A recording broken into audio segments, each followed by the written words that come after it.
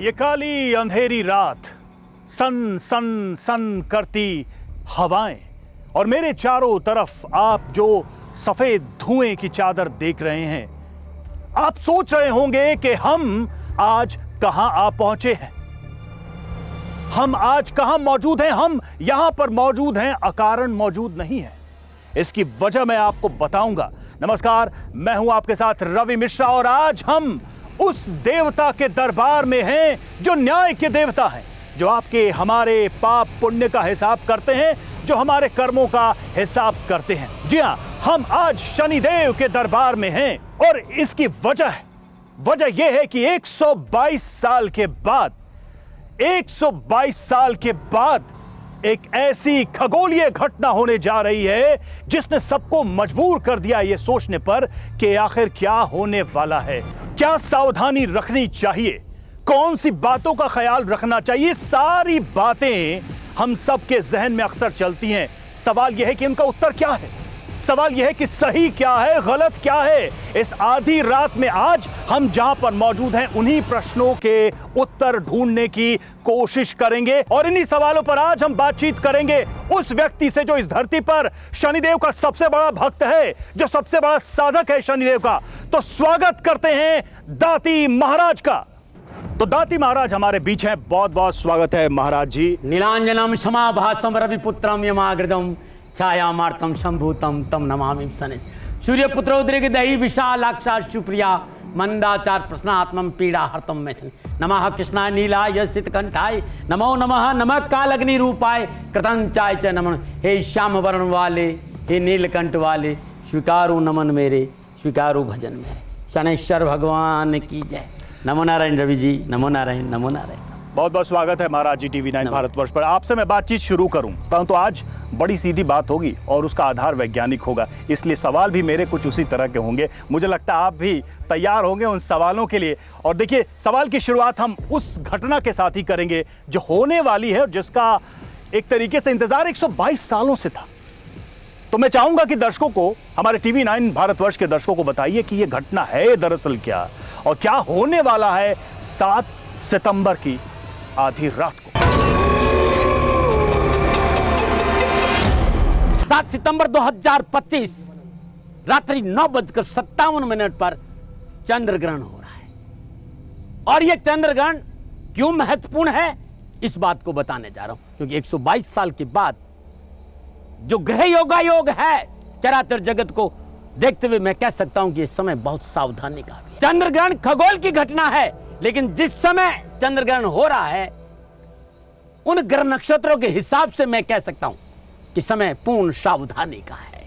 7 अगस्त 2025 रात्रि 9:57 पर चंद्र ग्रहण प्रारंभ होगा, लेकिन चंद्र की मलिनता शाम 8:58 पर प्रारंभ हो जाएगी। चंद्र उदय हो चुका होगा, चंद्र का उदय हो चुका होगा। शाम 6 से 7 बजे के बीच में चंद्र उदय हो जाएगा। चंद्र ग्रहण प्रारंभ होगा, उससे पहले 8:58 पर चंद्र की मलिनता प्रारंभ हो जाएगी और रात्रि 9:57 ग्रहण स्पर्श करेगा। 11 बजे, रात्रि 11 बजे पूर्ण चंद्र ग्रहण होगा, खग्रास चंद्र ग्रहण होगा।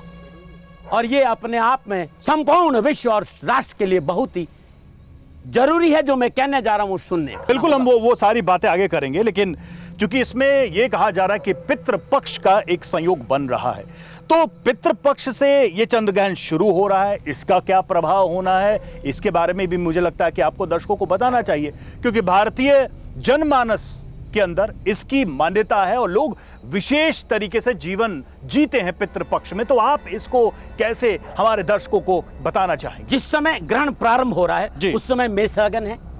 मेष लगन के स्वामी मंगल देव लगन और अष्टम भाव के स्वामी होकर छठे घर में विराजमान है। और उस समय क्योंकि ग्रहण जो हो रहा है वो कुंभ राशि में हो रहा है और कुंभ राशि के राशि अधिपति शनिदेव है और शनिदेव अपनी राशि से 12वें विराजमान है, मीन राशि में 12वें घर में। और शनिदेव 12वें घर में विराजमान कर शासन के प्रतीक सूर्यदेव से षडाष्टक, मंगल से समसप्तक और राहु से द्विद्वादश विराजमान है।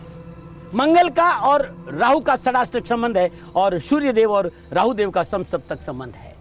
और ग्रहण में चंद्रग्रहण से सूतक श्राद्ध प्रारंभ हो रहा है, चंद्रग्रहण से श्राद्ध प्रारंभ हो रहा है, और जो ग्रहण की श्राद्ध की समाप्ति है वो सूर्य ग्रहण पे है। सूर्य ग्रहण पे श्राद्ध की समाप्ति और प्रारंभ चंद्रग्रहण से। और इस दौरान जो आप कह रहे हैं कि पितृपक्ष के शुरू और खत्म यानी समाप्त होने में 2 ग्रहण है। 2 ग्रहण, और उस समय इन महत्वपूर्ण 4 ग्रहों का षडाष्टक, समसप्तक और द्विद्वादश योग, तो संपूर्ण चराचर जगत के जो वैश्विक राजनेता है या जो राष्ट्र अध्यक्ष है, ये उन सब के लिए इस समय बहुत सावधानी का है। गड़े मुर्दे उखड़ेंगे, अभी राजनीतिक उठापटक होगी पूरे विश्व में, नए नए समीकरण बनेंगे। ये ग्रहण डर का विषय क्यों है? मतलब अगर किसी भी व्यक्ति से हम कहते हैं कि भाई ग्रहण लगने वाला है, तो मन में कई तरह की आशंकाओं के साथ वो डरा ही रहता है। वो नियमों का पालन करता है तब भी डरा रहता है। तो ये डर का विषय है या फिर शोध का विषय है, विज्ञान का विषय है या फिर अंधविश्वास का विषय? देखिए, भारत सनातन है और भारत का धर्म शोध के आधार पर है। भारत वेदों को मानता है, 6 दर्शन है, 4 वेद है, उपनिषद है। मैं वेदों के आधार पर कहता हूं, डरना का विषय नहीं है ये। ग्रहण से कोई प्रॉब्लम नहीं है, ग्रहण खगोलीय घटना है, लेकिन ग्रहण के समय जो ग्रह योगायोग है वो चराचर जगत को सावधानी का संकेत दे रही है कि पूर्व भाद्र तो धर्म पे नहीं चले। मेरे को सुन लीजिए रवि भाई, यदि धर्म पे नहीं चले, वर्तमानों पे अंकुश नहीं रखा, लालच रखा, लोभ रखा, किसी को भी दबाने की कोशिश करी, तो ये ज्वालामुखी फट सकता है और राष्ट्र को, विश्व को बहुत बड़ा भुगतान भी करना पड़ेगा। लेकिन अभी तो हम लोगों पर आते हैं, राष्ट्र की बात करेंगे, लेकिन हम व्यक्तियों पर आते हैं और लोगों के मन में बहुत सारे सवाल होते हैं। सूतक को लेकर सवाल होता है, भाई ये सूतक है क्या, सूतक लगता कैसे, कितने सूतक होते हैं, और इंसान इन्हीं सब पर ध्यान देता रहे कि अपना काम भी करे। यदि सूर्य ग्रहण हो तो 12 घंटे पहले सूतक लगता है, और चंद्र ग्रहण हो तो 9 घंटे पहले सूतक लगता है।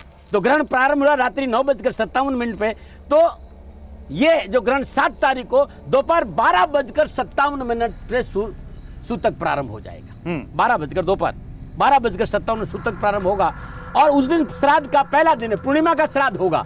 और श्राद्ध और नैमित्तिक जितने भी कर्म है वो सुबह से लेकर 12 बजे के बीच में निपटा देना चाहिए, उत्तम माना गया है। लेकिन जो ग्रह योगायोग है उस समय कुछ चीजें सावधानी की भी है, बहुत कुछ लाभ भी होगा और बहुत कुछ चेतने का और चेतावनी का संकेत भी है, दोनों है। तो महाराज जी, ये सारी बातें आपने कही, एक तरफ आप कह रहे हैं कि सावधानी भी बरतिए, दूसरी तरफ आप कह रहे हैं कि डरने का विषय नहीं है। इस पर मैं आपसे आगे और बात करूंगा, लेकिन जब हम आपके इस धाम में पहुंचे तो हमें ये पता चला कि आपका एक साधना स्थल है। कभी कभी शमशान रहता था, आज महाराज जी वहां साधना कर रहे हैं। तो उसी साधना स्थल पे चलते हैं, और ये जो चंद्र ग्रहण लग रहा है इसमें राशियों पर क्या प्रभाव है आपसे भी हम समझेंगे। 3 राशियां हैं, देखिए, मेष, वृषभ और मिथुन, इन 3 राशियों का क्या हाल रहने वाला है। चलते हैं महाराज जी के साधना स्थल पे। सबसे पहले बात करूंगा मेष राशि, क्या संकेत मिल रहा है। मेष राशि वालों के लिए ग्रहण 11वें भाव में है, और ज्योतिष शास्त्र में कालपुरुष की कुंडली में 11वां भाव लाभ का भाव। आर्थिक दृष्टिकोण से सफलता मिलेगी, लेन देन के मसले ठीक रहेंगे, कारोबार में आगे बढ़ने का मौका मिलेगा, लेकिन थोड़ा सा दबाव रहेगा, परिश्रम और मेहनत और संघर्ष ज्यादा रहेगा। सहकर्मियों और वरिष्ठ अधिकारियों के साथ मतभेद ना हो, इस पर ध्यान देना पड़ेगा। क्या सावधानियां हैं? तो अत्यधिक आत्मविश्वास से बचें, विवादित सौदों में निवेश नहीं करें, पारिवारिक दृष्टिकोण से संभल कर चलें। इस समय आपको अपनी अपेक्षाओं पर नियंत्रण रखकर अपने स्वभाव में बदलाव लाने की जरूरत है। क्या समाधान है मेष राशि वालों? लोहे के पात्र में 250 ग्राम काले उड़द, 250 ग्राम काले तिल अलग अलग रखकर अपने सामने रख दे, और तिल के तेल का दीपक जलाकर, सरसों के तेल का दीपक जलाकर ओम उपेंद्राय अच्युताय नमः इस मंत्र का जाप 27 दिन करने से अनुकूल फल मिलेगा और परेशानियों का निवारण होगा। एक बात ध्यान रखिएगा, ग्रहण के समय इस मंत्र का जाप करना उत्तम रहेगा, यानी 9:57 से लेकर अर्ली मॉर्निंग 1:24 के बीच यदि श्री उपेंद्राय अच्युताय नमः इस मंत्र का जाप करेंगे तो आपके लिए अच्छा रहेगा। मंत्र का जाप लगातार 27 दिन करना है, तो आपको धन भी मिलेगा और आपकी परेशानियों का निवारण हो जाएगा। नंबर 8, दान क्या करें? तो ग्रहण समाप्ति के बाद नहा धोकर स्वच्छ वस्त्र धारण करें, और देसी चने का दान गौशाला में करना अति उत्तम रहेगा। नंबर 8, बात वृषभ राशि कहते हैं। वृषभ राशि वालों के लिए ग्रहण 10वें भाव में हो रहा है। 10वां भाव आजीविका का भाव है, और आपकी राशि से 10वां भाव कुंभ राशि में ग्रहण होने के कारण कामकाज, कारोबार, नौकरी, व्यवसाय के लिहाज से समय पूर्णता अनुकूलता का संकेत दे रहा है। इस दौरान किए गए प्रयास वृषभ राशि वालों को सफलता दिलाएंगे। मेहनत, परिश्रम, सकारात्मक सोच और आपकी रचनात्मक का पूरा लाभ आपको मिलेगा और आर्थिक स्थिति अच्छी रहेगी और सामाजिक सुविधा में बढ़ोतरी है। क्या सावधानी बरतें? सावधानियां हैं बहुत जरूरी। अपनों के साथ बनाकर रखें, अपनों पर विश्वास करें। मुंह में राम बगल में छुरी नुकसान देगा। स्वास्थ्य को लेकर लापरवाही नहीं करें। नशा आदि करके वाहन नहीं चला और नशा से दूर रहे और खान पान में परिशुद्धता रखना जरूरी है। ये लगातार 27 दिन आपको ध्यान देना। क्या उपाय करें? वृषभ राशि वालों, 7 सितंबर से लेकर 21 सितंबर के बीच हर रोज मिट्टी के कुल्हड़ में तिल का तेल भरकर अपने सामने रख दें। सरसों का तेल का दीपक जलाएं। ओम श्री वत्सलाय नमः, ओम श्री वत्सलाय नमः इस मंत्र श्रद्धानुसार माला जाप करें और जाप के बाद ये जो तिल का तेल है या किसी गरीब निर्धन व्यक्ति को दान में दे दीजिए। ध्यान रखिएगा, मंत्र जाप ग्रहण के दौरान करना और तेल ग्रहण से पहले लाके रखना। और जब आप पूजा घर में तेल रखेंगे तो तेल में तुलसी दल जरूर डाल देना है। सरसों का तेल का दीपक जलाना है। सरसों के तेल में भी बहुत जरूरी है तुलसी दल डालना और इस मंत्र का जाप। ये मंत्र लगातार आपको 27 दिन करना। कष्ट, परेशानियां, दुख नहीं आएंगे। एक बात और कहना चाहता हूँ, ग्रहण समाप्ति के बाद नहा धोकर के शुद्ध वस्त्र धारण करें और गरीब निर्धन वस्त्रों के साथ साथ भोजन सामग्री, कच्ची भोजन सामग्री दान देना शुभ रहेगा। नमस्कार। बात करते हैं मिथुन राशि की। मिथुन राशि वालों के लिए ग्रहण भाग्य स्थान 9वें भाव में हो रहा है। यह भाव पिता का प्रतिनिधित्व कर रहा है, धर्म का प्रतिनिधित्व करता है, हायर एजुकेशन का प्रतिनिधित्व करता है। और आपकी राशि से 9वें भाव में कुंभ राशि में ग्रहण घटित हो रहा है। आपके लिए शुभ रहेगा। व्यवसाय, नौकरी, आर्थिक परिस्थिति के लिहाज से समय उत्तम है। अप्रत्यक्ष लाभ की प्राप्ति होगी। प्रभावशाली व्यक्तियों से संपर्क बढ़ेगा। कारोबारी मसले हल होंगे। नौकरी संबंधी परेशानी से मुक्ति मिलेगी। सावधानी क्या है? घर के बुजुर्गों की सलाह से काम करेंगे तो लाभ मिलेगा। घर के बुजुर्ग आपसे नाराज नहीं रहे। भाषा और व्यवहार की मर्यादा बनाकर रखें। माता पिता के स्वास्थ्य को लेकर लापरवाही नहीं करें, इस बात का ध्यान। समाधान क्या है? ग्रहण से पहले 9 पीले फूल, 9 हल्दी की गांठ पीले कपड़े में बांधकर उसमें तुलसी दल रखकर पूजा घर में रख दीजिएगा। घी का दीपक जलाई श्री देव की कृष्णाय ऊर्ध्वशताय नमः, श्री देव की कृष्णाय ऊर्ध्वशताय नमः इस मंत्र का ग्रहण के दौरान जाप करना है। ग्रहण समाप्ति के बाद पुनः स्नान करके किसी मंदिर में ये सामग्री रख के आ जाना है। ध्यान रखिएगा, ग्रहण से पहले पूजन सामग्री रखनी है, उसमें तुलसी दल या कुसा जरूर रखें।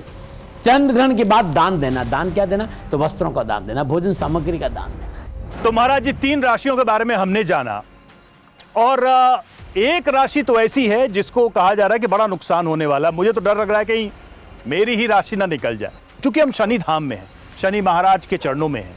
तो ये जो ग्रहण लग रहा है, चंद्र ग्रहण लग रहा है, 122 साल बाद लग रहा है, इसमें शनि का क्या प्रभाव, क्या संबंध है और मतलब इससे क्या कहीं कोई नुकसान की बात सामने आ रही है क्या? शनि का जो भय है पिछले 50 साल से राष्ट्र के सामने काम कर रहा और सदा एकाएक शनि शत्रु नहीं मित्र है। लेकिन जो गणनाएं हैं वो इस बात का संकेत है। यदि आपको ध्यान हो तो मैं जब चैनल पे प्रोग्राम करना है तो मैंने राष्ट्र से कहा था कि वृषभ राशि में बृहस्पति है और ये जब तक मिथुन राशि में बृहस्पति रहेंगे हमें अपनी भाषा पर कंट्रोल रखना होगा। बोल अमलक बोल, हिये में तोल, पीछे बोल। बृहस्पति धर्म का कारक है और जिस तरह के भी ग्रह योगा योग नजर आ रहे हैं, संपूर्ण विश्व के प्रमुख लोग और धर्म के आचार्य लोग यदि इस समय भाषा की शालीनता का परिचय नहीं दिया तो महंगा मोल चुकाना पड़ेगा। इस बात का ध्यान रखिए। ग्रहण कुंभ राशि में हो रहा है। कुंभ राशि का स्वामी शनिदेव, शनिदेव विराजमान है बृहस्पति देव की राशि मीन में और मीन राशि में विराजमान होकर संबंध बना रहे सूर्य से षडाष्टक, संबंध बना रहे मंगल से समसप्तक, संबंध बना दे राहु से 2-12 और मंगल राहु से बना रहा षडाष्टक और सूर्य देव का संबंध राहु से समसप्तक।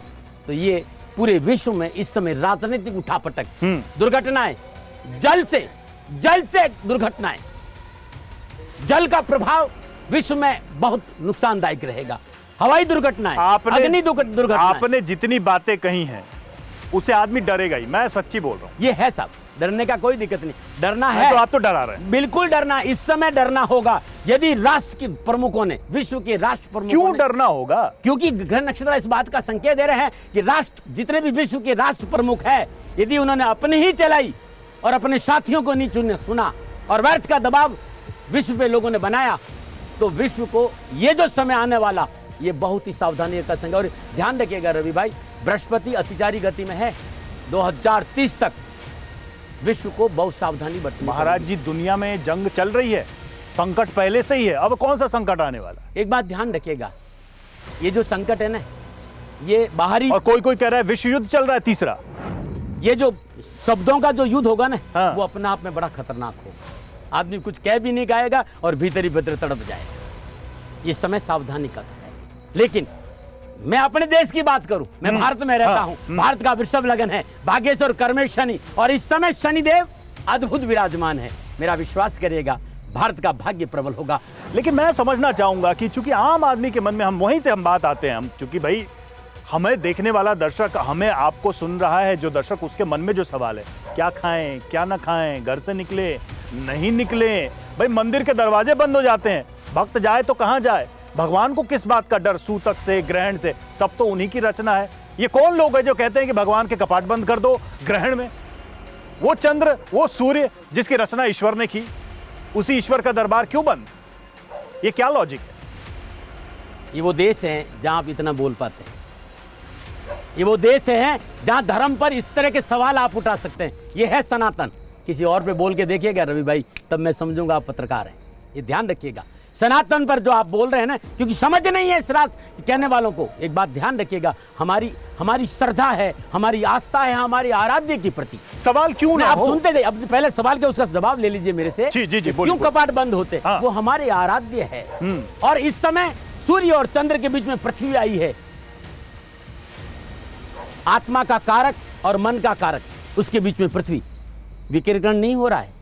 हम अपने आराध्य से इतना प्यार करते हैं कि हम मूर्तियों को कपड़े से ढकते। वो हमारे, देखिए, विज्ञान उसे पाषाण देखता है और हम पाषाण में परमेश्वर देखते हैं। ये हमारा सनातन है भाई, वो हमारी आस्था है कि जिस तरह का रेडिएशन होगा, हम लोगों के अंदर एक श्रद्धा रही, एक भाव रहा है कि हमारी आराध्य के ऊपर इस तरह की कोई चीज नहीं आए, तो हम उसको अपने भावों के साथ प्रभु। तो यही तो मेरा प्रश्न था। लेकिन जरा बताइए लोगों को कि भाई क्या खाएं क्या ना खाएं, कब खाएं, कब सोएं, कब उठे, ये जो सारे 3 चीजें हैं। हाँ। ग्रहण प्रारंभ होगा 9:57। ठीक है, 9:57 से लेकर अर्ली मॉर्निंग 8 सितंबर 2025 1:24 के दौरान ग्रहण का विशेष प्रभाव रहेगा, और उस दौरान भोजन नहीं करना चाहिए, क्योंकि मेटाबॉलिज्म सिस्टम में प्रभाव आएगा। जब विकिरण होगा तो जो उत्तम ऊर्जा है उसमें इन्फेक्शन होगा, उसमें रेडिएशन होगा, और इस रेडिएशन का ध्यान रखते हुए ही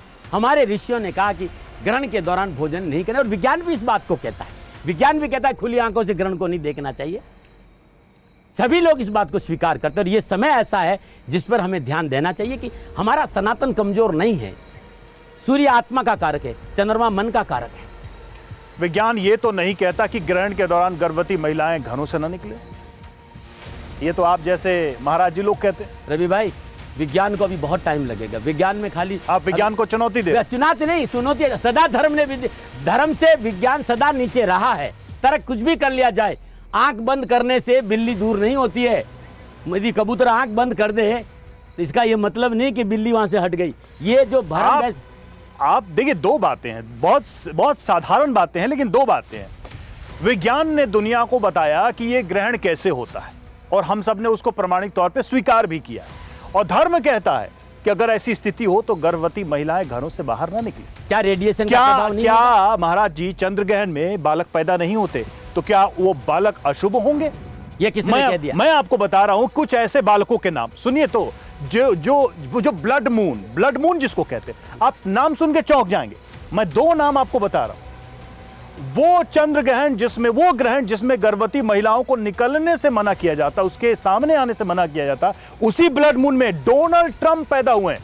वो जो सर्वशक्तिमान व्यक्ति इस समय है दुनिया का, जो सबसे शक्तिशाली देश महाशक्ति का राष्ट्रपति है, डोनाल्ड ट्रंप।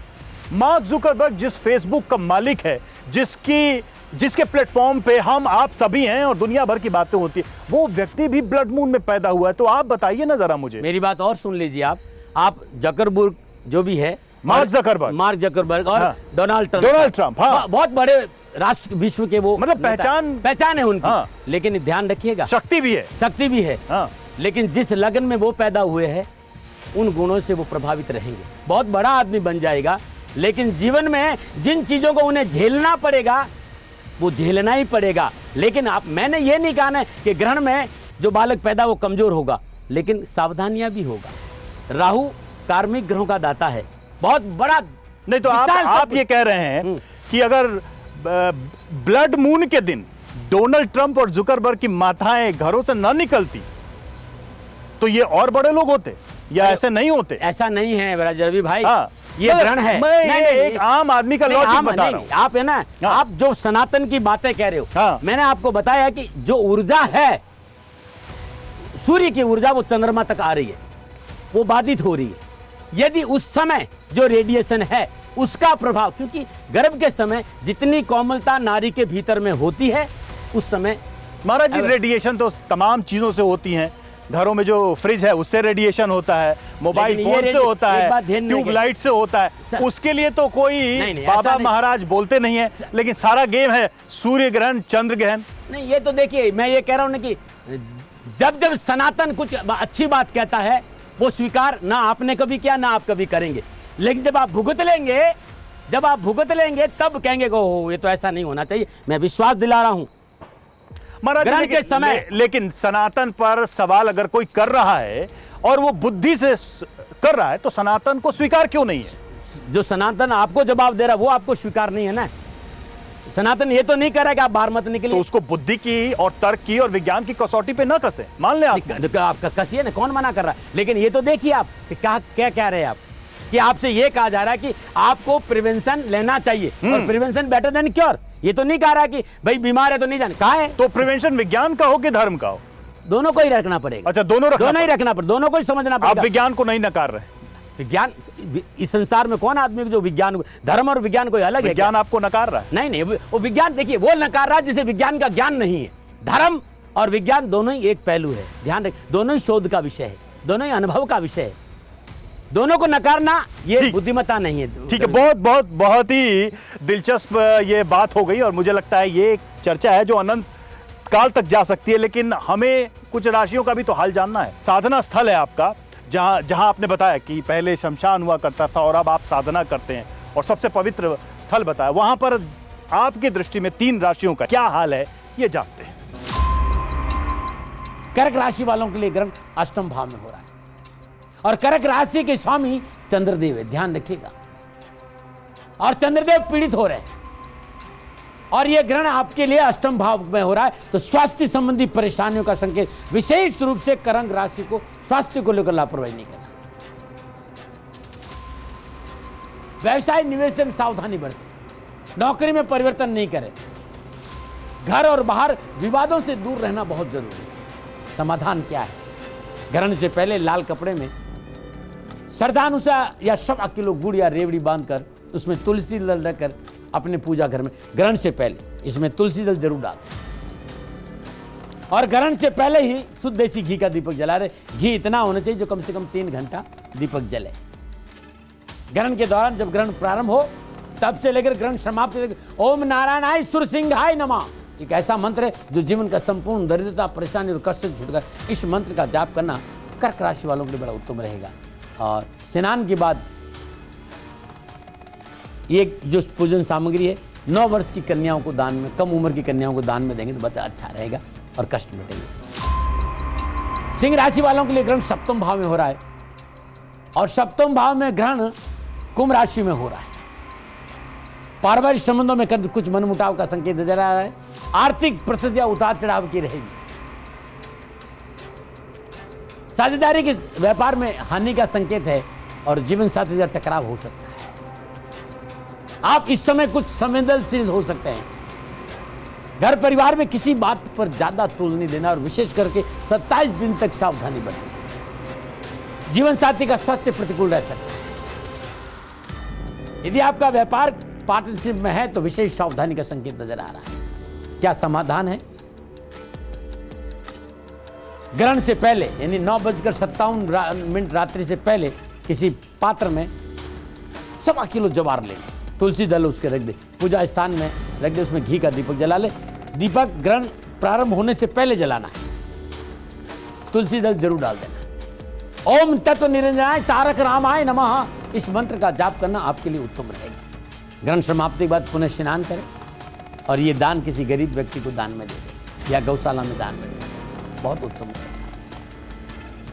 ग्रहण समाप्ति बाद नहा धोकर के शुद्ध वस्त्र धारण करें। दूध और चावल की खिचड़ी, दूध और चावल की खीर बनाएं, चीनी की जगह मिश्री डालें और ये खीर 9 वर्ष की कम आयु की कन्याओं को अपने हाथ से दान दे देंगे तो कष्ट परेशानी या दुख मिट जाएगा। बात करते हैं कन्या राशि। कन्या राशि वालों के लिए ग्रहण छठे भाव में हो रहा है और छठा भाव रोग और ऋण है, बाधाओं का है, शत्रुओं का है। लेकिन जिस तरह की ग्रह योगा योग है, कन्या राशि वालों रुके हुए काम बनेंगे, धन की प्राप्ति होगी, वर्चस्व बढ़ेगा और आत्मविश्वास अच्छा रहेगा, मनोबल अच्छा रहेगा और व्यवसाय में मन उनको लाभदायक संबंध बनेंगे। नौकरी के क्षेत्र में मन अभिलाषाओं की पूर्ति होगी। कंपटीशन में, प्रतियोगिता, परीक्षा में सफलता मिलेगी। सावधानियां क्या है? व्यर्थ की बातों को तूल देना आपके लिए नुकसान देगा 27 दिन तक। स्वयं को व्यवस्थित रखे और व्यस्त रखे, अपने काम से काम मत रखे और अपनों के साथ दगा नहीं करना, परेशानी नहीं आएगी। समाधान क्या है? ग्रहण से पहले श्रद्धानुसार पालक, हरी चूड़ियां, हरा कपड़ा अपने पूजा स्थान में रख दे और उसके ऊपर तुलसी दल रख दे। शुद्ध देसी घी का दीपक जलाए। ग्रहण पूरा 3 घंटा 28 मिनट का घी इतना होना चाहिए और ग्रहण के दौरान लगातार 3 घंटा 28 मिनट श्रद्धा अनुसार ओम नमो पीताम्बराय नमः इस मंत्र का जाप करें। गणपति अथर्वशीर्ष का पाठ करें या ओम गंग गणपते नमः इस मंत्र का जाप करेंगे तो आपके लिए बहुत उत्तम रहेगा।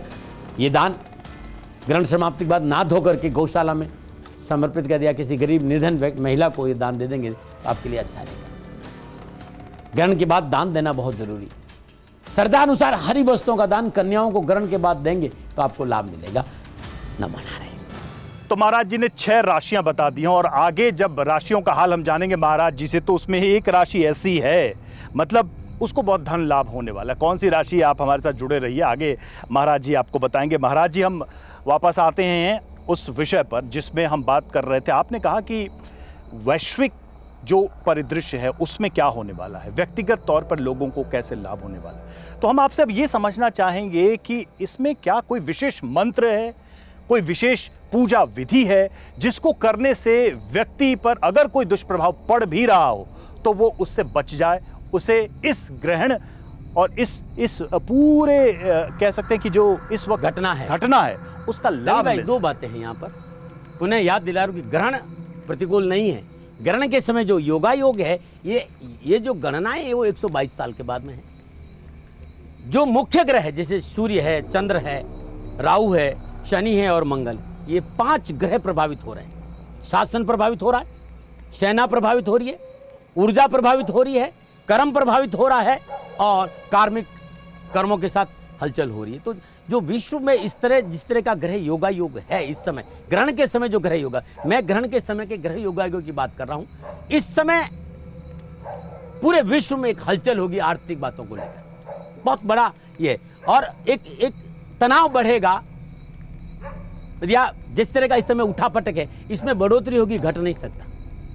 अब आप कहेंगे कि जाप, तो ग्रहण के दौरान भगवान शिव के मंत्रों का जाप करना सबसे उत्तम माना जाता है। त्र्यंबकम यजामहे सुगंधिम पुष्टिवर्धनम उर्वारुकमिव बंधनात् मृत्युर्मोक्षमामृतात् ओम तत्पुरुषाय विद्महे महादेवाय धीमहि तन्नो रुद्रः प्रचोदयात् या ओम नमः शिवाय, इन मंत्रों का जाप करना, गायत्री मंत्र जो साधक है गायत्री मंत्र का जाप करना, ये बड़ा अद्भुत माना जाता है। कब? 9:57 से लेकर रात्रि मध्य रात्रि 1:24। ये बड़ा अद्भुत माना। दूसरा, रवि जी बहुत अच्छा माना जाता है इस दौरान अपने जो ग्रहाधिपति है, जो 9 के 9 ग्रह हैं, उनके बीज मंत्रों का जाप करना। जो भी ग्रह है, जिनका भी जो राशि है उस ग्रह का, आजकल गूगल है पता चल जाता है कि हमारा राशि का ग्रह कौन है, उसका ग्रहों के जाप करना बड़ा अद्भुत माना गया है, बहुत अच्छा माना जाता है। इस दौरान सुंदरकांड का पाठ करना बड़ा अद्भुत माना जाता है। लेकिन कब? जब ग्रहण शुरू हो उससे पहले नहा धो करके अपने पूजा स्थान में जो भी सामग्रियां रखनी होती है वो सामग्री रख दी और उसमें कुशा और तुलसी रखना बहुत जरूरी। कुशा और तुलसी रेडिएशन को कम करती, ध्यान रखिएगा।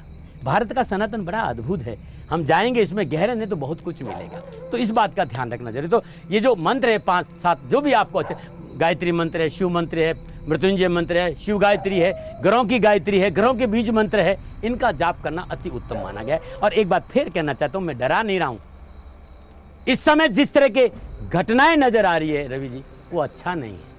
इस समय बहुत राष्ट्र को हमें सब जितने भी राष्ट्र के लोग हैं, हमें राष्ट्र हित में सोचना होगा, बहुत जरूरी है।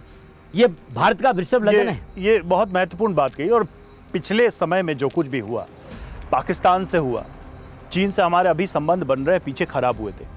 अभी डोनाल्ड ट्रंप क्या क्या कह रहे हैं, तो आपने अभी बोला ना कि दुनिया भर में बहुत कुछ होने वाला और है। एक बात और ध्यान रखिएगा, हाँ। भारत का वृषभ लगन है और भारत के तीसरे घर में 5 ग्रह है जब भारत आजाद हुआ था।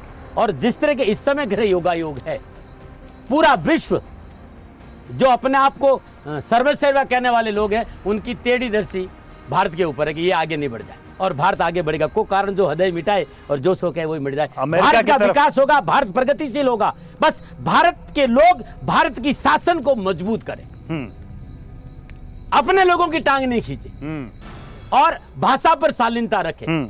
ये प्रबुद्ध लोगों को इस बात का ध्यान रखना पड़ेगा कि राहु और चंद्र कुंभ राशि में है और बृहस्पति देव मिथुन राशि में है। भाषा की वजह से राष्ट्र को बहुत बड़ा नुकसान। ये बहुत अच्छी बात कही आपने, भाषा की बात कही। अब महाराज जी, मुझे लगता है आपसे तो ये प्रश्न करना ही चाहिए मुझे।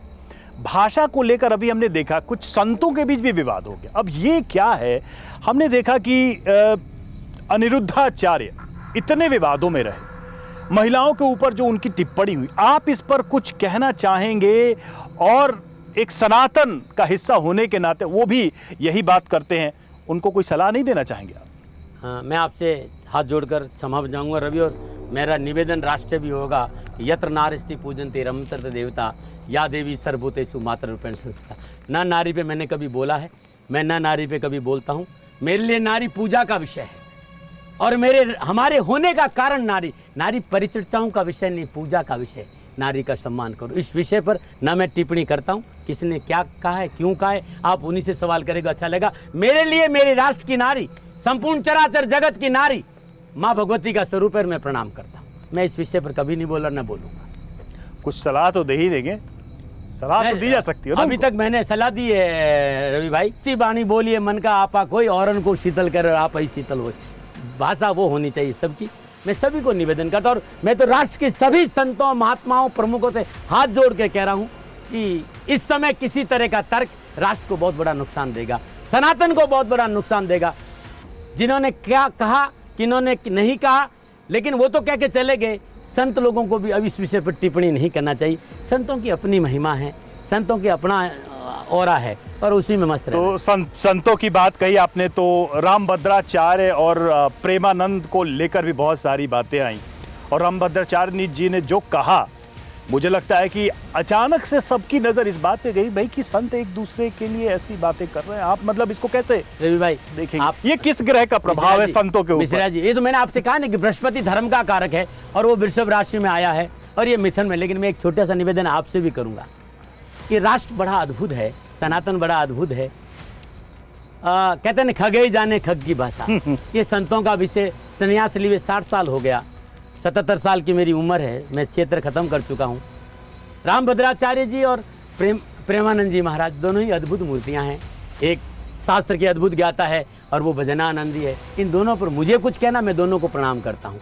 और मेरा विश्वास करिए, आपके मार्फत से संपूर्ण राष्ट्र के लोगों से निवेदन करता हूँ कि ये समय तर्क वितर्क का नहीं है।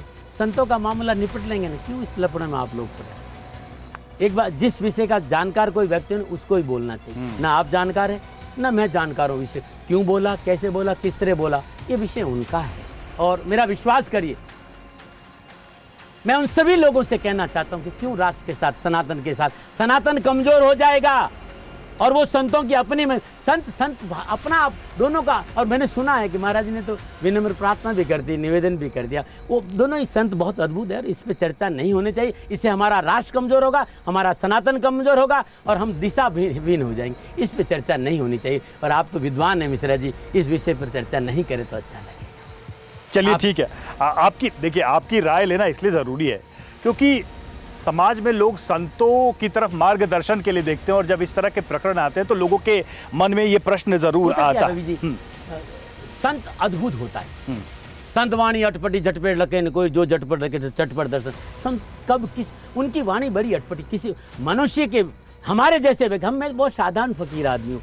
इस संन्यास मार्ग में 60 साल में इतना मेरा क्षमता नहीं रही कि मैं उस अनन्य प्रेम के प्रतिरूप, ब्रह्मानंद जी महाराज अद्भुत प्रेम के प्रतिरूप है। आप देखिए नहीं, उनका उमंग, उत्साह, उनकी हिम्मत देखिए कि दोनों किडनियां नहीं है, और वो कितना अद्भुत उत्साह और उमंग के साथ प्रभु भक्ति में लगे। प्रणाम करना चाहिए। और रामभद्राचार्य विद्वान है, राष्ट्र की बहुत अद्भुत धरोहर है। उन्होंने क्यों कहा, मेरे को तो आश्चर्य ये लगता है कि रामभद्राचार्य ने कुछ कहा, प्रेमानंद जी ने कुछ कहा ही नहीं, बाकी लोग काहे के लिए कह रहे हो? दोनों संत निपट लेंगे ना आपस में, आप लोग शांत रहिए। आप क्या देख रहे हैं ऐसा कि जो ये यूरोप के देश हैं या वो जहाँ पर इस 3-4 साल से युद्ध चल रहा है, इन सब का भी कोई प्रभाव है? मतलब ये जो चंद्र ग्रहण है या राशियों की जो स्थिति है, ग्रहों की स्थिति है, भाई वो देश तो मानते हैं नहीं, उनका विश्वास हमारे सनातन की जो ज्योतिष पद्धति है या हमारा जो ज्ञान है उसको वो उस तरीके से नहीं देखते, फिर भी वो इस पीड़ा से लंबे समय तक जूझ रहे हैं। कोई कनेक्शन देख पाते हैं आप क्या? कोई नहीं मान रहा है तब भी वो प्रभावित है। आपको पता कि जब वृषभ राशि में बृहस्पति आया था और गणनाएं थी, मैंने निवेदन किया था कि ये समय, आज से 2 साल पहले मैं अपने पॉडकास्ट में, जो मैं भी बोलता हूँ, मेरा शौक है, मैं राष्ट्र के लिए बोलता हूँ। अभी भी मैं आपसे कहना चाह रहा हूँ कि अभी भी जो घटनाएं है ये अच्छी नहीं मानेगी, क्योंकि जब शासन जी और शनि, सूर्य और शनि का षडाष्टक संबंध अच्छा नहीं माना गया, उसके बाद में सूर्य नीच के होंगे, समसप्तक हो जाएंगे। मंगल इस समय समसप्तक में, फिर षडाष्टक हो जाएगा। तो जो आने वाला समय है 2027 अप्रैल तक, तब तक तो बहुत विशेष सावधानी संपूर्ण राष्ट्र को और विश्व को बरतनी पड़ेगी। और मैं भारत के लिए एक बात जरूर कहना चाहूँगा कि ये अपने आसपास के लोगों पर अंधा विश्वास नहीं करे। शासन प्रमुखों से मेरा निवेदन रहेगा कि अपनी आंख खुली रखे, विदेश नीति मजबूत रखे। राष्ट्र हित पर यदि हमारे शासन प्रमुखों ने नहीं सोचा तो भारत का नुकसान हो सकता है। सीमाओं पर विशेष सावधानी और ध्यान रखना, बगुला भक्ति से सावधान रहना बहुत जरूरी है। बगुला भक्ति, हाँ, कुछ लोग राष्ट्र के, हाँ, कंधा यूज कर सकते हैं। हमारा भारत का राहु बहुत वो अनप्रेडिक्टेबल है, अनकन्वेंशन है।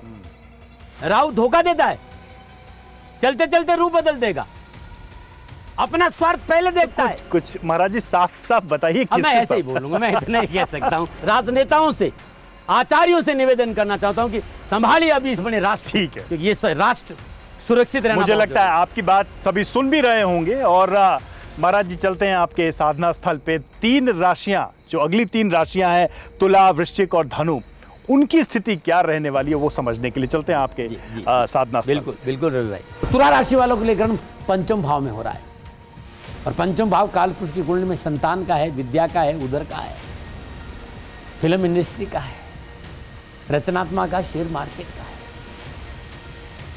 जिस तरह के घर योगायोग है, यदि आप कला के क्षेत्र में है तो मर्यादाओं का पालन करना बहुत जरूरी है, और आप विवाहित है तो संतान पर ध्यान देना बहुत जरूरी है। मानसिक तनाव और चिंता से बचने की कोशिश करें। इस समय अपने रवैये में समझदारी रखना बहुत जरूरी है। वरिष्ठ अधिकारियों और सहकर्मियों के साथ नम्रता से पेश आए, वाद विवादों को तुल नहीं दें, अपनी गलतियों को स्वीकार करें, और घर के बाहर सामंजस्य बनाकर रखेंगे तो आपके लिए अच्छा है। अपने स्वभाव में जिद्दीपने पर कंट्रोल करना बहुत जरूरी है। सेहत का विशेष ध्यान रखें। अनियमित खान पान, भोजन में तेज मसाला का सेवन स्वास्थ्य प्रतिकूलता का संकेत दे रहा है। रक्त संबंधी इन्फेक्शन का संकेत नजर आ रहा है। लापरवाही मत करना। 27 दिन तक बहुत जरूरी सावधानी बरतना है। क्या समाधान है? तो ग्रहण से पहले सफेद कपड़े में चावल और मिश्री और एक छोटा सा चांदी का टुकड़ा बांध डालकर उसमें तुलसी दल डालना, चांदी का छोटा सा तार डाल देना, पोटली बनाकर अपने पूजा घर में रख दीजिए। शुद्ध ऐसी घी का दीपक जलाएगा। ग्रहण से पहले दीपक में भी आप तुलसी दल जरूर डाल दीजिएगा। ओम हिरण्यगर्भाय अव्यक्त रूपेण नमः, इस मंत्र का जाप करें, या दुर्गा सप्तशती का पाठ करें, अर्गला स्तोत्र का पाठ करें, सिद्ध कुंजी का स्तोत्र का पाठ करें। आपकी जीवन की संपूर्ण उपशरण का निवारण। ग्रहण समाप्त हुए पुनः स्नान करें, और ये दान शिव मंदिर में चुपचाप रखा जाए, किसी जरूरतमंद व्यक्ति को दान में। वृश्चिक राशि वालों के लिए ग्रहण 4th भाव में हो रहा है। चतुर्थ भाव सुख का भाव है, चल अचल संपत्ति का भाव है। आपको चल अचल संपत्ति मिलने का संकेत है, लेकिन कारोबारी मामलों को लेकर विशेष सावधानी का संकेत नजर आ रहा है। विवादी सौदों में निवेश नहीं करें। हर कार्य को समझना बहुत जरूरी है। अपनी कार्य क्षमता में सुधार करना बहुत जरूरी है और कान के कच्चे नहीं रहे। अपनों पर विश्वास करें और ऐसा आपने किया, कैरियर और कारोबार में लाभ की प्राप्ति होगी। विशेष सावधानी क्या है? कार्य व्यवसाय में दृष्टिकोण से ग्रहण काल का यह समय आपके लिए मुश्किल भरा रह सकता है, तो मेहनत संघर्ष बढ़ सकता है, उतार चढ़ाव रह सकता है, रिश्तों में उतार चढ़ाव आ सकता है। लेकिन कभी कभी आप असली से दूर होते हुए दूसरों से बड़े बड़े वादे करते हैं, इससे बचना चाहिए। आप उताते पाव पसारिए, जते लंबी सौड़। भूमि भवन वाहन संबंधी मामलों में पूंजी निवेश बिल्कुल नहीं करना 27 दिन।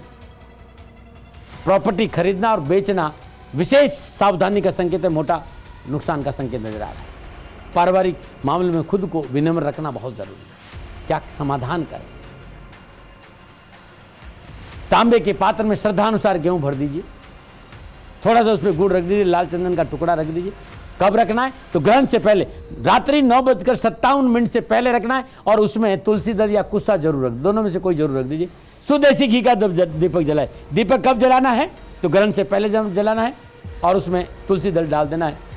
ग्रहण के समय ओम क्लीम ब्रह्मणे जगद्धाराय नमः इस मंत्र का जाप करना उत्तम रहेगा, या सुंदरकांड का पाठ करना बड़ा उत्तम रहेगा। ओम महामते नमः इस बीज मंत्र का जाप करने से भी आपके कष्ट मिटेंगे। ग्रहण समाप्ति के बाद श्रद्धानुसार साबुत मशहूर गरीब, निर्धन, विधवा स्त्री, सफाई कर्मचारी को दान में देंगे। कैरियर, कारोबार, नौकरी, व्यवसाय, समाज की संपूर्ण परेशानी का निवारण मिलेगा। धनु की बात करूंगा। धन राशि वालों के लिए यह ग्रहण तीसरे भाव में हो रहा है, और तीसरे भाव में ग्रहण पुरुषार्थ का भाव है, छोटे भाई बहनों का भाव है, साहस पराक्रम भाव है, यात्रा का भाव। आपका कम्युनिकेशन स्किल बहुत अच्छा रहेगा। कारोबार में लाभ मिलेगा, कारोबारी मामले सुलझेंगे। नौकरी और व्यापार में कुछ नया करने का मौका मिलेगा। कार्यस्थल पर आ रहे विपरीत परिवर्तन और बदलाव आने वाले समय के लिए आपको शुभता का समय। इस समय जो आपको परेशानी लग रही, आगे चलकर आपके लिए बहुत अच्छा रहेगा। लेकिन सावधानी क्या है? तो मेहनत से आनाकानी ना करें। कार्यस्थल पर सबके साथ मित्रवत व्यवहार करें। आर्थिक दृष्टिकोण को थोड़ा संभाल कर रखें, और परिवार में बड़े और छोटे भाई बहनों को साथ लेकर चलेंगे तो आपके लिए बहुत अच्छा रहेगा। उपाय क्या करें? श्रद्धानुसार चने की दाल, 108 इलायची किसी पात्र में पूजा घर में अपने सामने रख दीजिए। ग्रहण से पहले, ध्यान रखिएगा, ग्रहण से पहले, और उसमें तुलसी दल जरूर रख दिया, कुस्सा जरूर रख दीजिएगा। ग्रहण से पहले शुद्ध देसी घी का दीपक जलाइए। 3 घंटा 28 मिनट का ग्रहण है, उस दौरान ओम क्लीम कृष्णाय नमः इस मंत्र का जाप करिएगा, या फिर ओम ग्राम ग्रीम ग्राम श गुरुवे नमः इस मंत्र का जाप करिए, या ओम नमो भगवते वासुदेवाय नमः इस मंत्र का जाप करिएगा। लगातार ये जाप करना बहुत जरूरी है। लेकिन ध्यान रखना, पूजन सामग्री ग्रहण से पहले रखनी है, और उसमें तुलसी दल या कुस्सा रखना बहुत जरूरी है। ग्रहण के बाद श्रद्धानुसार दक्षिणा के साथ ये संपूर्ण पूजन सामग्री किसी गरीब, निर्धन, स्वगन स्त्री को दान में दीजिएगा, कष्ट मिटेंगे ना पाना। तो महाराज जी 9 राशियां हो चुकी हैं, और आगे अब 3 राशियां बाकी हैं, लेकिन मतलब बहुत उथल पुथल राशियों के स्थिति में भी दिखाई दे रही है। और जो 3 राशियां हैं वो भी मुझे लगता है इंतज़ार कर रहे हैं कि आप क्या प्रेडिक्ट करने वाले हैं। एक सवाल था कि चूंकि 122 साल के बाद ऐसे ग्रहण का योग बन रहा है, तो उस दिन जो बच्चे जन्म लेंगे, निश्चित तौर पर भारत में तो हर पल हर क्षण बच्चों का जन्म होता रहता है, तो उनके लिए क्या स्थिति होगी, जीवन उनका कैसा रहने वाला है? संपूर्ण राष्ट्रवासियों से मेरा निवेदन कि ज्योतिष मेरा जीवन रहा है। मैं आप लोगों को शॉर्ट में कहना चाहता हूँ, जहाँ तक तकनीकी क्षेत्र होगा, जो बच्चा इस ग्रहण के दौरान पैदा होगा, आर्थिक और तकनीकी रूप से बड़ा सुदृढ़ होगा, एजुकेशन में कमजोर नहीं होगा, राजनीतिक उसका वर्चस्व बहुत होगा, लेकिन वो किसी की सुनेगा नहीं। इस बात का करेगा वो जो उसकी मर्जी। दिल की मैं सुनेगा। सुबह से लेकर रात्रि 1:24 के सारे ग्रहों लग्नों की बात कर रहा हूं, जब तक जो लग्न है, क्योंकि जिस समय ग्रहण है वो मेष लग्न है, आक्रामक रहेगा, अपनी बात कह के रहेगा, लेकिन राष्ट्र के प्रति वफादार होगा। यदि इन 3 घंटों में 2 लगन होंगे, वृषभ लगन आएगा, बहुत खूबसूरत बच्चा होगा, वाणी में बड़ी मिठास होगी, आर्थिक सुदृढ़ता आएगी, राजनीति के क्षेत्र में बहुत अच्छा करेगा, कारोबार बहुत अच्छा होगा, धन बहुत होगा, लेकिन खान पान में परिशुद्धता नहीं रहेगी। ये अच्छा भी है तो कुछ सावधानियां भी है, क्योंकि हर भाव का अपना प्रभाव है और हर ग्रह का अपना प्रभाव है। यदि वो मेष लगन में पैदा हुआ तो 6ठे और 8वें का मालिक, लगन और 8वें का मालिक 6ठे में बड़ा शत्रुहंता होगा, शत्रु उसका बाल बांका नहीं कर सकता, और कर्जा लेकर व्यापार इतना बढ़ा देगा कि पूछो मत। ये ग्रह उस समय, अब सूर्य पंचम घर में बैठा है, लीडर होगा जबरदस्त। 12वें घर में शनि बना, कर्म का दाता होगा, देश विदेश में खूब यात्रा करेगा, समाज में उसका बहुत प्यार होगा, समाज में वर्चस्व रहेगा। लेकिन 11वें घर में राहु बैठा तो वो अपना लाभ पहले देखेगा। ऐसे है तो कौन सा किस लगन में पैदा हुआ है, उस समय कौन सा नक्षत्र है, नक्षत्र अधिपति कहां बैठा है, उस नक्षत्र के अधिपति को कौन सा ग्रह देख रहा है, ये सब देखना बहुत जरूरी है। इसलिए मैंने कहा कि ग्रहण में पैदा होना बुरा नहीं है, अलग अलग गुण होंगे, और ग्रहण में तो बड़े बड़े विद्वान पैदा हुए भाई। राहु जितना आक्रामक है उतना अद्भुत भी है भाई। राहु से प्रभावशाली व्यक्ति शासन को चलाता है भाई, विस्तार करता है, विकास को बढ़ाता है, लेकिन महत्वाकांक्षा इतनी होती है कि अपने आगे फिर किसी को देखता नहीं, बस इतनी सी बात है। तो इस लगन में पैदा होने लोगों को भयभीत होने की जरूरत नहीं है, और जरूर यदि वास्तव में कोई डिलीवरी है तो खतरा मत मोल लीजिएगा, डिलीवरी होने दीजिएगा। बहुत अच्छा, ग्रहण में कोई ऐसी कोई पीड़ा नहीं, प्रैक्टिकल भी रहना, बिल्कुल प्रैक्टिकल रहना चाहिए। अच्छा महाराज जी, एक सामाजिक घटना हो रही है हाल फिलहाल में, मुझे लगता है कि उस विषय को भी ले आते हैं। हम देख रहे हैं कि जो शादीशुदा जीवन है लोगों का, उसमें बड़ी दिक्कतें आ रही हैं। कई हत्याओं के मामले, अभी हाल में एक दहेज का मामला आ गया। तो क्या कुछ ऐसा आप बताएंगे कि जो वैवाहिक जीवन वाले लोग हैं उनका जीवन आगे अच्छा बीते, कोई भी ऐसा प्रभाव हो रहा हो वो उसको कम कर पाएं, इस ग्रहण के दौरान कुछ ऐसा करें, क्या सावधानी रखें और क्या कर सकते हैं, वो क्या कहना चाहिए? हम परिवार के लोग, ये भारत रिश्तों का वटवृक्ष है।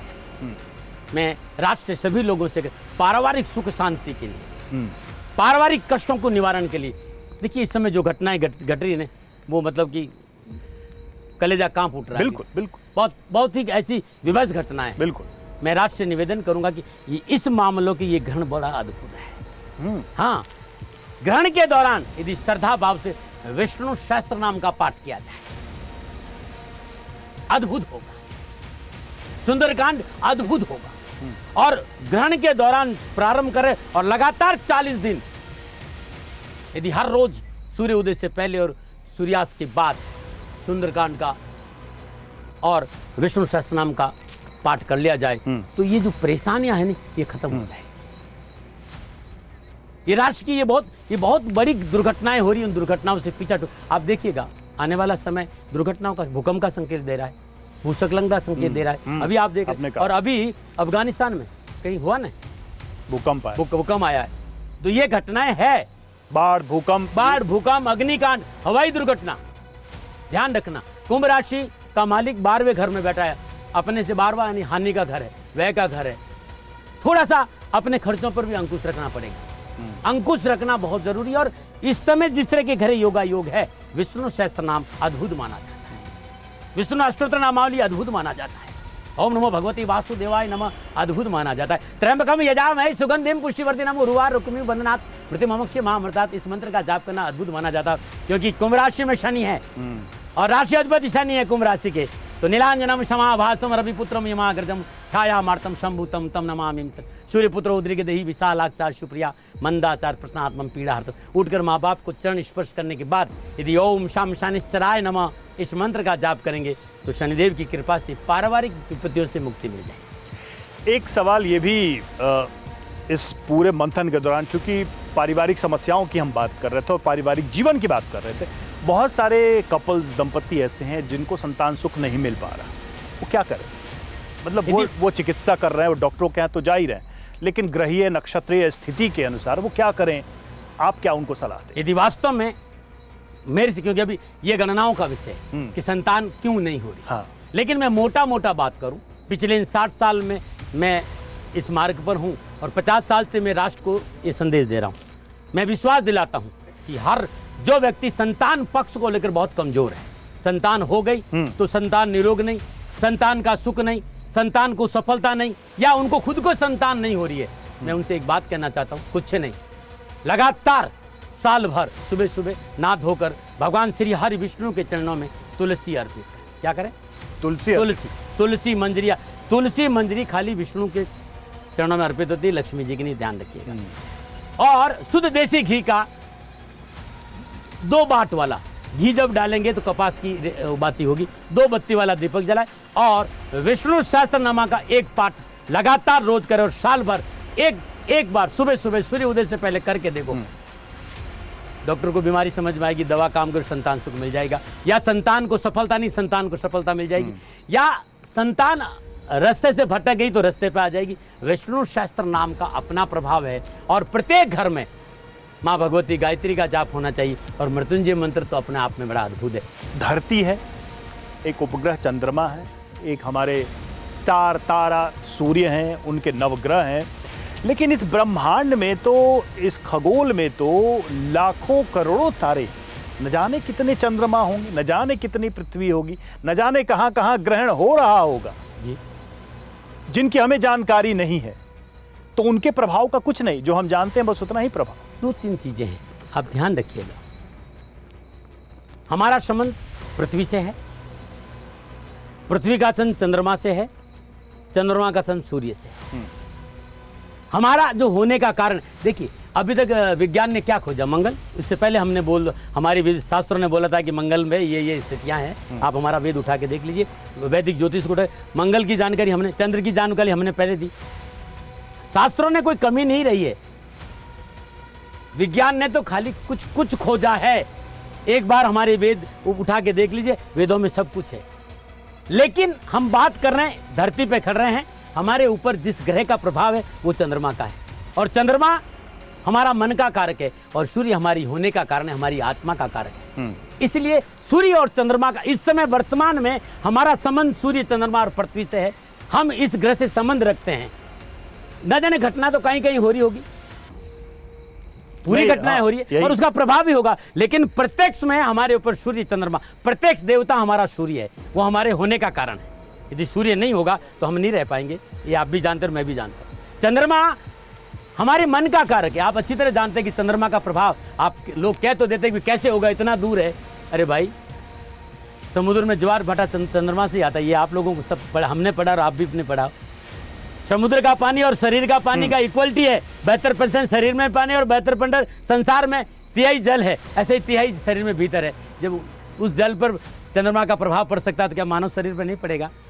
चंद्रमा मनसो जात है, मन का कारक चंद्रमा। इस समय मन विकृत बहुत होगा क्योंकि राहु के साथ चंद्रमा है।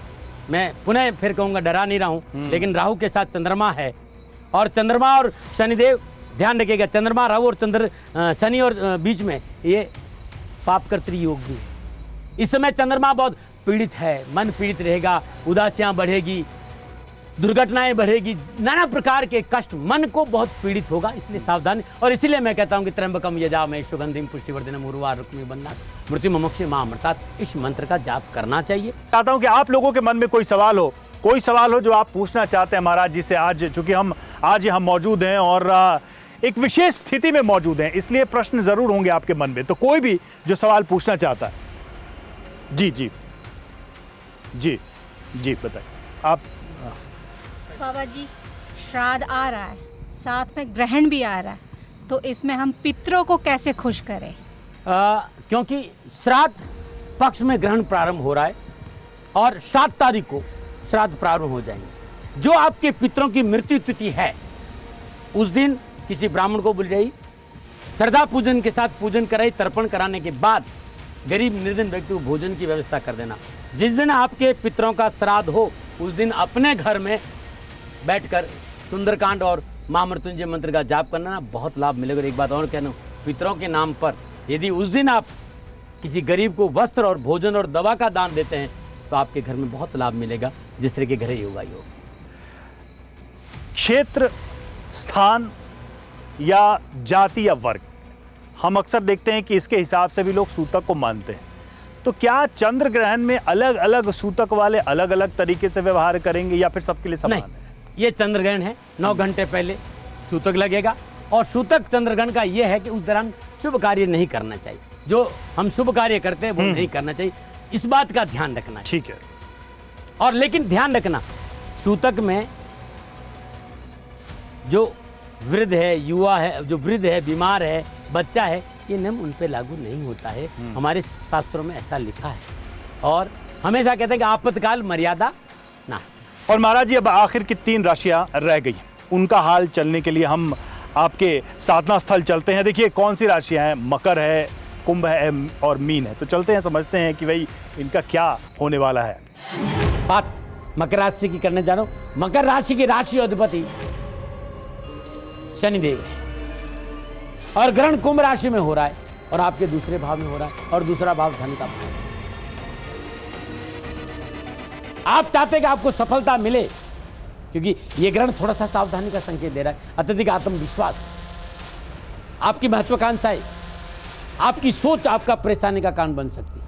ग्रहण सावधानी का संकेत दे रहा है। अपनी भाषा में शालीनता रखें, अपनों को अपने साथ रखें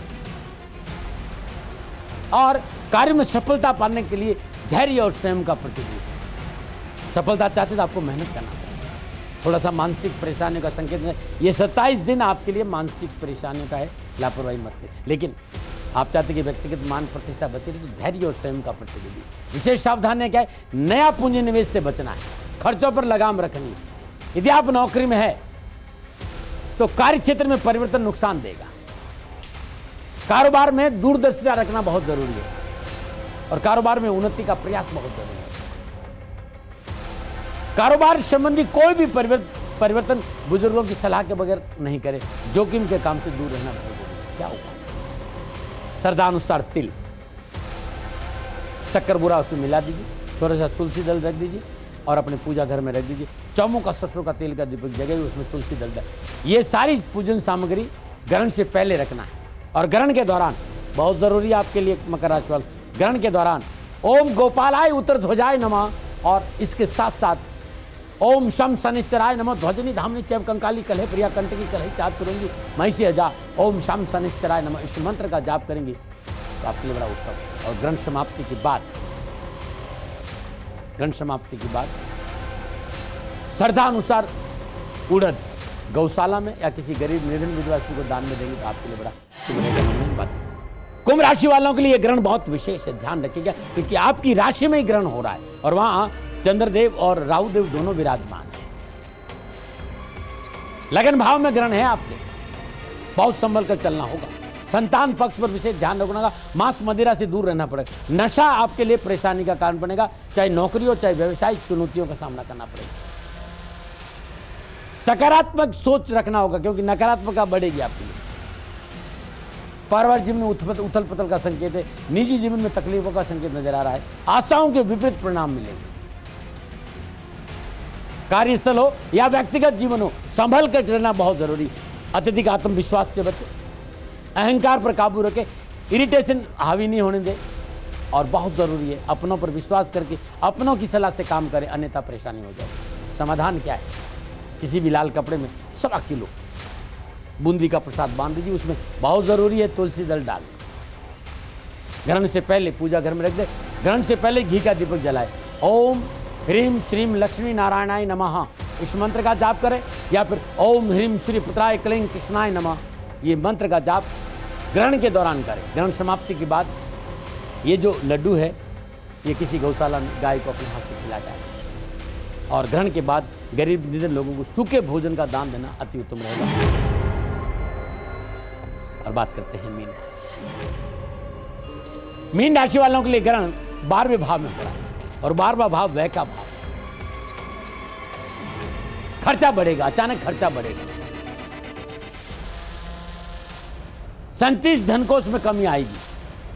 पूंजी निवेश करते समय सोच विचार कर निर्णय लेना पड़ेगा और किसी भी कार्य में फेरबदल नुकसानदायक रहेगा। अप्रत्याशित खर्चे हैं भाई, बैंक बैलेंस बिगड़ सकता है और शत्रु आपको परेशान कर सकता है। जीवन साथी के साथ टकराव आ सकता है। निजी संबंधों में टकराव की संभावना नजर आ रही है। व्यर्थ के भय भ्रम भ्रांति फॉल्स इल्यूजन को अपने पर हावी नहीं होने देना और स्वास्थ्य को लेकर विशेष सावधानी बरतें। क्या उपाय करें? ग्रहण से पहले 1.25 किलो या श्रद्धानुसार हल्दी पीले कपड़े में बांध दीजिए, उतना ही गुड़ पीले कपड़े में बांध दीजिए। दोनों सामग्री ग्रहण से पहले उसमें तुलसी दल डाल दीजिए, पूजा घर में रख दीजिए।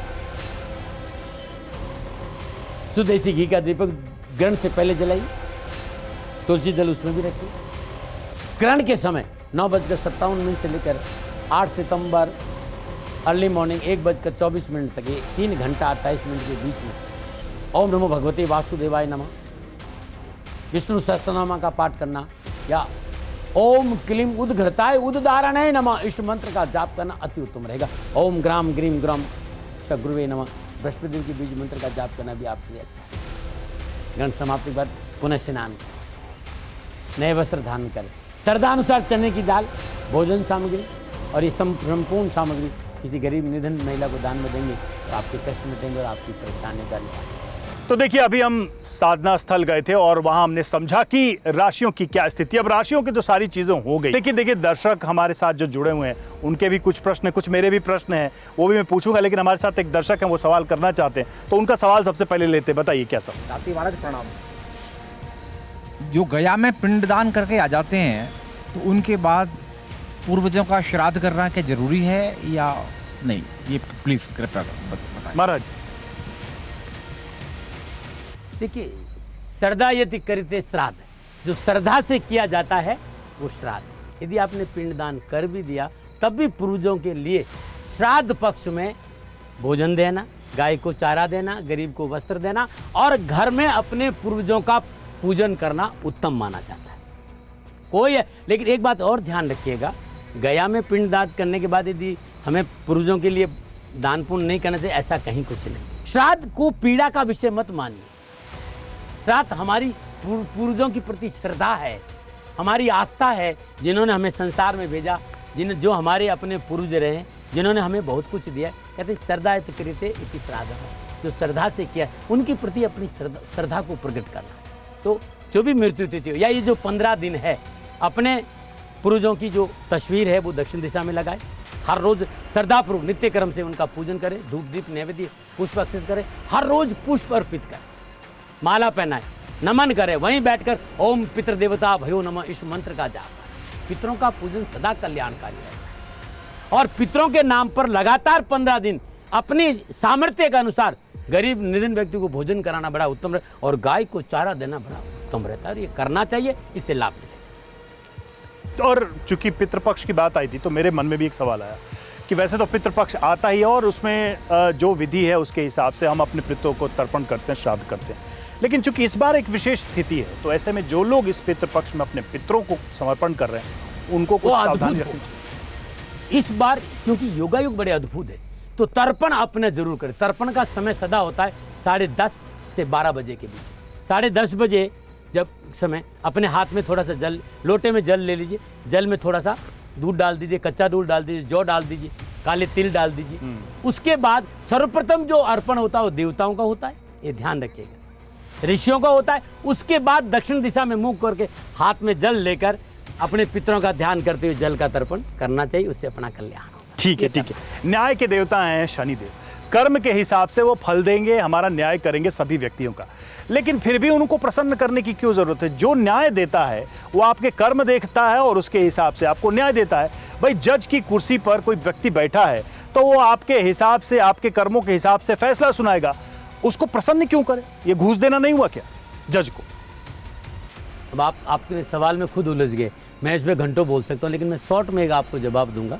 शनि कर्म फल दाता है, जना नाम कर्म फल दो ग्रह रूपी जनार्दन, शिवम ग्रह के रूप में जनार्दन ने अवतार लिया और ये निर्णय बताया कि 7 के 7 ग्रह, जो बाकी 8 ग्रह है, वो मनुष्य के कर्मों का लेखा जोखा करेंगे कि आपने क्या किया।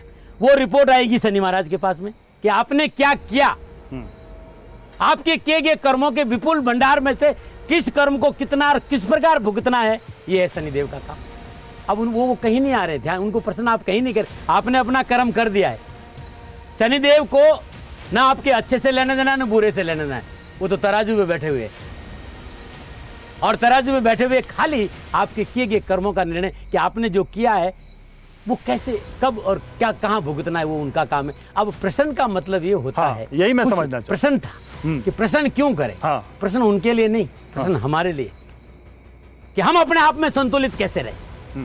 वो न्याय करेंगे तब न, उससे पहले हम अपने आप में संतुलित कैसे रहे। शनिदेव की आराधना करने का मतलब क्या है? अभी तक तो हम यही समझ नहीं पाए कि हम दीपक जलाए, जो जलाए, आरती करें। मैं उस आराधना की बात नहीं करूँ।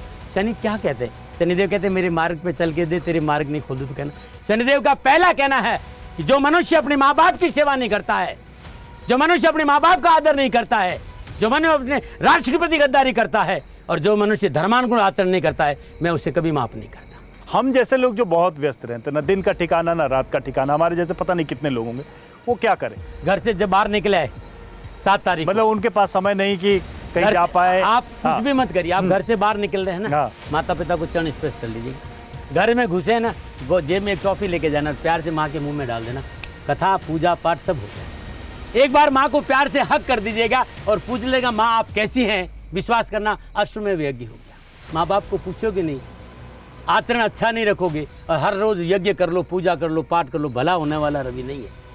आप ग्रस्त हैं और संसारी है तो अपने कर्तव्य का पालन करिएगा, अपने राष्ट्र के प्रति वफादार रहिएगा और अपने माँ बाप की सेवा करिएगा। आपका जीवन सदा खुशियों से भरा रहेगा। ये तो कर ही सकते हैं ना। हम चाहते हैं कि आप हमारे दर्शकों से कुछ कहना चाहते हो, कुछ ऐसी बात। देखिए ये सामने हमारा कैमरा है और इसके जरिए आप हमारे करोड़ दर्शक सुन रहे हैं। क्या कहना चाहेंगे हमारे दर्शकों को मैं ग्रहण को लेकर या संपूर्ण राष्ट्र के टीवी 9 के संपूर्ण भाई बहनों को पहले तो टीवी 9 का आभार प्रकट करता हूं कि मुझे अवसर दिया। मैं सदा टीवी 9 का आभारी रहूंगा क्योंकि ग्रहण है। ग्रहण रात्रि 9:57 पे प्रारंभ होगा और 8 तारीख अर्ली मॉर्निंग 1:24 तक ग्रहण रहेगा। 3 घंटा 28 मिनट का ग्रहण है। ग्रहण के दौरान सोना नहीं, इस बात का ध्यान रखना। मेटाबॉलिज्म सिस्टम प्रभावित होता है भाई। पत्रकार महोदय अपनी 10 तरह का सवाल किया, मैंने उसे कुछ नहीं कहा, लेकिन इस समय हमारी ऊर्जा दूषित हो रही है। जो हमें ऊर्जा मिलनी चाहिए वो ऊर्जा मिल नहीं पा रही है। क्या करेंगे? तो ऐसी अवस्था में मृत्युंजय मंत्र का जाप करिए। ये 3 घंटा 28 मिनट सुंदरकांड का पाठ करिए, रामायण का पाठ करिए, गीता का पाठ करिए, माँ भगवती दुर्गा के मंत्रों का, बीज मंत्रों का जाप करिए, अपने ग्रहों के मंत्रों का जाप करिए। जो भी मंत्र आपको इष्ट मंत्र हो या फिर बैठकर ध्यान और सुमरन करिए। ग्रहण के दौरान ध्यान, पूजन, सुमरन करना उत्तम रहता है। इस बात सूतक में शुभ कार्य नहीं करना चाहिए। तो 12:57 से लेकर 8 सितंबर 2025 अर्ली मॉर्निंग 1:24 तक शुभ कार्यों से दूर रहना चाहिए। उस ग्रहण के दौरान भोजन नहीं करना चाहिए। यदि कोई भी पूजन सामग्री आप ग्रहण में रखना चाहते हैं या दान देना चाहते हैं, इस बात का ध्यान रखिएगा। दान देना चाहते हैं तो ग्रहण से पहले उस पूजन सामग्री में कुछ तुलसा जरूर, या तो कुछ रख दीजिए या तुलसी रख दीजिएगा, अच्छा माना जाता है। उसमें शुद्धिकरण रहेगा, अशुद्ध नहीं रहेगा। और ग्रहण के दौरान ज़्यादा से ज़्यादा जाप करिए, मानस जाप करिए, बोल के नहीं, जितना हो सके मानस जाप करिए। मानस जाप करने का लाभ मिलेगा। और राष्ट्र से कहना चाहता हूँ, शनिधाम से हूँ, इस समय आराध्य मेरे पीछे है और ग्रहण का समय है। यदि अवसर मिल जाता है तो जब कभी मौका मिले आइए शनिधाम, खाली दर्शन करिएगा, आपका कल्याण होगा। शनि शत्रु नहीं मित्र, शनि भाग्य विधाता, कर्म फलदाता। शनि कुंभ राशि में शनि है, ध्यान रखिएगा। सावधानी अपेक्षित है, डरना नहीं है। Prevention better than cure. Shanidev कुंभ राशि के स्वामी हैं, कर्म में सुधार रखिएगा। लगातार ये आने वाले 27 दिन हर रोज गाय को रोटी जरूर दीजिएगा। इसी भावना के साथ पुनः आप सभी लोगों का मेरा प्यार, खूब आशीर्वाद। शनि भगवान आपकी रक्षा करे। नमन। बहुत बहुत धन्यवाद महाराज जी, बहुत बहुत धन्यवाद।